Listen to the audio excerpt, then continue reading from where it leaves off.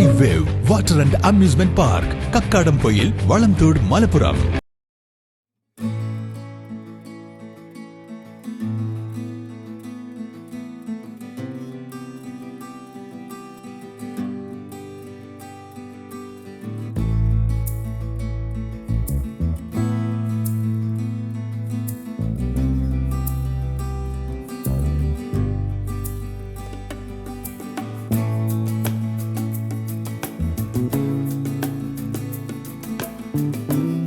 വന്യമൃഗങ്ങളുടെ ആവാസ മേഖലയായ വനത്തിന് നടുവിലെ വീട്ടിൽ ഒറ്റയ്ക്ക് കഴിയുന്നത് 77-കാരനായ വയോധികൻ.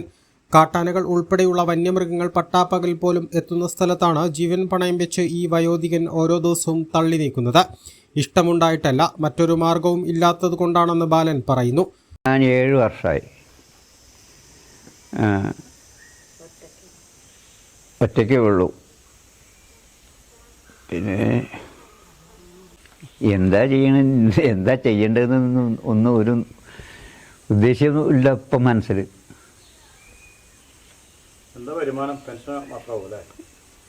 വേറെ ഒന്നുമില്ല, ഈ പെൻഷൻ തന്നെ ഉള്ളൂ, കിട്ടുന്ന പെൻഷൻ, അതുകൊണ്ടുള്ള ജീവിതമാണ്.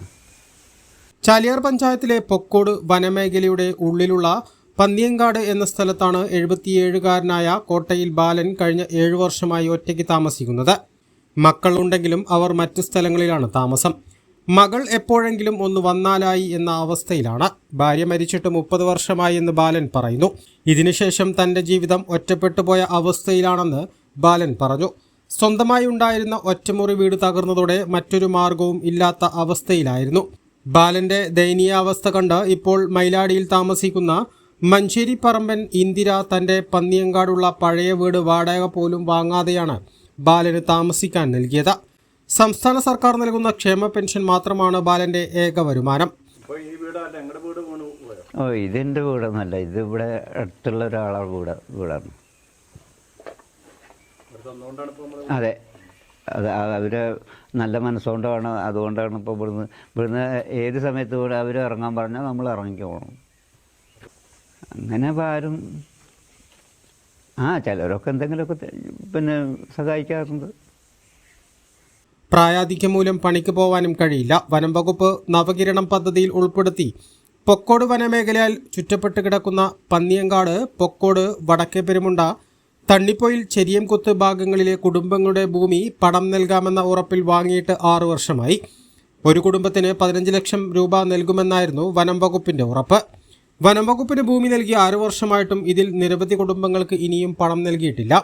പന്നിയങ്കാടുള്ള കുടുംബങ്ങൾ വനം വകുപ്പിന് ഭൂമി കൈമാറിയതിനാൽ മറ്റ് സ്ഥലങ്ങളിലേക്ക് വാടക വീടെടുത്ത് താമസം മാറ്റിയതോടെയാണ് ബാലൻ വനത്തിന് സമീപത്തെ വീട്ടിൽ ഒറ്റയ്ക്കായത്.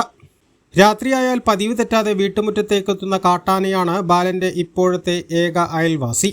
വൈദ്യുതി കണക്ഷൻ വിച്ഛേദിച്ചതിനാൽ ഈ വീട്ടിൽ രാത്രി മെഴുകുതിരി വെളിച്ചം മാത്രമാണ് ബാലന്റെ ആശ്രയം. കാട്ടാനയൊന്നും എത്തുന്നുണ്ടെങ്കിലും ഇതുവരെ ഉപദ്രവമൊന്നും ഉണ്ടായിട്ടില്ലെന്നും സമീപത്തെ ചോലയിൽ നിന്ന് വെള്ളം കുടിച്ച് മടങ്ങാറാണ് പതിവെന്നും ഏത് സമയവും ആനയുടെ ആക്രമണം ഉണ്ടാവുമെന്ന ഭയമുണ്ടെന്നും ബാലൻ പറഞ്ഞു. ആന വരും, കാണല് മിക്കവാറും ദിവസങ്ങൾ കാണലുണ്ട്. ഉപദ്രവിക്കൊന്നുമില്ല, അതങ്ങനെ വന്ന് അങ്ങനെ അങ്ങ് പോകും. കുറച്ച് ദിവസം കഴിഞ്ഞ് ഈ പിലാവിലൊക്കെ ചക്ക ഉണ്ടെങ്കിൽ ആ ചക്കയൊക്കെ ഇട്ടിട്ട് പോകും. എനിക്കാണ് ഇപ്പോൾ ദിവസം വരും ആന ഇവിടെ. പേടി ഇപ്പോൾ ഉണ്ടായിട്ട് ഇപ്പോൾ എന്താ കാര്യം? അങ്ങനെ മാർഗമില്ലല്ലോ. മക്കള് 2 ആൺമക്കളുണ്ട്. പെൺമക്കളെ മകളെ അത് നാട്ടിൽ ഒറ്റപ്പാലത്ത് കൊടുത്തു. മക്കളപ്പം നിന്നതാണ്, 2 അടുത്തുനിന്ന് പോയി നിന്നതാണ്. അപ്പോൾ അത് മരുമക്കൾക്ക് സൂഹിക്കുന്നില്ല. അപ്പം അതുകൊണ്ട് ഞാൻ അത് നിർത്തി. ബാലന്റെ ദയനീയാവസ്ഥ നേരിൽ കണ്ട് മൈലാടി സ്വദേശി പൂവാടി സിദ്ധാർത്ഥൻ എന്ന മണി ബാലനെ സുരക്ഷിതമായി വൃദ്ധസദനത്തിൽ എത്തിക്കാനുള്ള ശ്രമത്തിലാണ്. വടപ്രത്തെ ഗാന്ധിഭവൻ വൃദ്ധസദനത്തിന്റെ നടത്തിപ്പുകാരുമായി സംസാരിച്ചുവെന്നും അവർ ബാലനെ ഏറ്റെടുക്കാൻ സന്നദ്ധത അറിയിച്ചതായും സിദ്ധാർത്ഥൻ പറയുന്നു. ഇതിനായി ഗ്രാമപഞ്ചായത്ത് അംഗവുമായി ബന്ധപ്പെട്ട നടപടികൾ തുടങ്ങിയിട്ടുണ്ട്. ഇനി മക്കൾ കൂടി നിലമ്പൂർ പോലീസ് സ്റ്റേഷനിലെത്തി വൃദ്ധസദനത്തിലേക്ക് മാറ്റാനുള്ള നടപടികൾ പൂർത്തീകരിക്കണം. ഇത്രയും സ്ഥലത്ത് കുറേ വീടുകളുണ്ടായിരുന്നു ആദ്യം.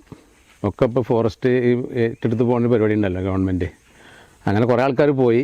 ഇപ്പോൾ ആകെ 1-2 ആൾക്കാർ വരും കൂടിയും പോയിരുന്നു. ഇപ്പോൾ രണ്ടാമതൊരു തിരിച്ചു വന്നതുകൊണ്ട് 2 വീട് ഇവിടെ ഉണ്ട്. അല്ലെങ്കിൽ ഈ ഒരു വീട്ടിൽ ബാലേട്ടൻ ഒറ്റയ്ക്കായിരുന്നു. അപ്പോൾ ഞാൻ ഇടയ്ക്കിടയ്ക്ക് ഇങ്ങനെ ഒന്ന് കാണാൻ വരും. ഒന്ന് ബാലേട്ടനെ കണ്ട കാര്യങ്ങളൊക്കെ ചോദിച്ചു പോകും. അപ്പോൾ രണ്ടാമതിപ്പോൾ ഇവർ വന്നപ്പോൾ ഞാൻ കുറച്ച് വരവ് കുറവായി.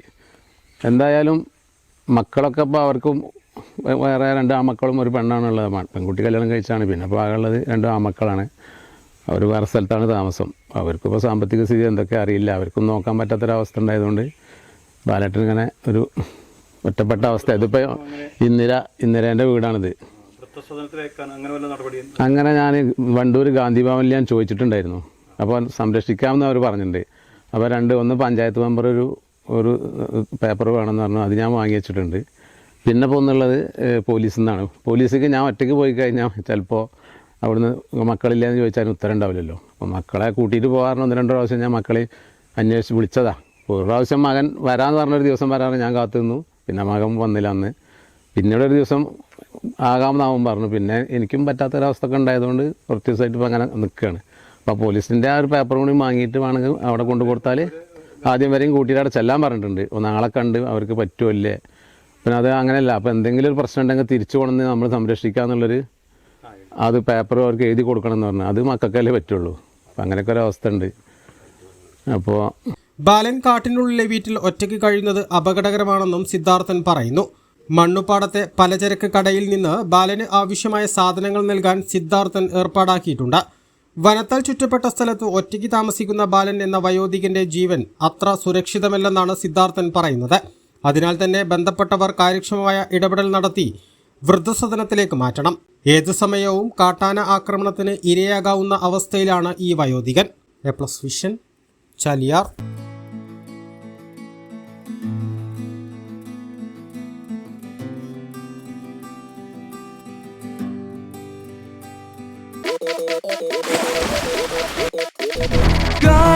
കാഴ്ചകളനവധി ഇനി കാണുമ്പോൾ അത് അടിപൊളി. നീരാകാശവും പച്ചക്കടലും കാണാം ഇവിടിരി. Just chill baby, chill baby, ഇനിയും എത്ര chill. ഇത് കണ്ണീരു Baba. Just chill baby, chill baby, ഇനിയും എത്ര chill. വേറെ level കളികൾ കളിക്കുകയില്ല.